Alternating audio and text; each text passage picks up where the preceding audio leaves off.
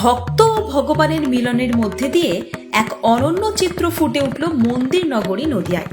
নদিয়ার শান্তিপুর মানে শাক্ত ও বৈষ্ণব ধর্মের মিলন ক্ষেত্র। 12 মাসে 13 পার্বণের মধ্যে দিয়ে বিভিন্ন সনাতনী ধর্মীয় অনুষ্ঠান লেগেই থাকে। আর এদিন এক অনন্য রূপ নিল পৌষ মাসে গোপালের বনভোজনের মধ্যে দিয়ে। নদিয়ার শান্তিপুরের হরিপুর পঞ্চায়েতের মেথিরডাঙ্গা গ্রামের একটি প্রত্যন্ত গ্রামের কৃষি জমিতে মহাসমরয়ে 6 বছর ধরে এই বনভোজনের আয়োজন করে থাকে সনাতনী ধর্মীয় ভক্তরা। গোপালের জন্য 56 মহাভোগের ব্যবস্থা করা হয়। হাজার হাজার ভক্তের জন্য আয়োজন করা হয় পঞ্চব্যঞ্জন ভোগ প্রসাদ। এবছর 300-ও বেশি আরাধ্য গোপালকে একত্রিত করে ধুমধামের সঙ্গে পালিত হলো গোপালের বনভোজন অনুষ্ঠান। শান্তিপুর তথা নদিয়ার বিভিন্ন প্রান্ত থেকে গৃহস্থ বাড়ির আরাধ্য গোপালদের এই বনভোজনে নিয়ে আসা হয়।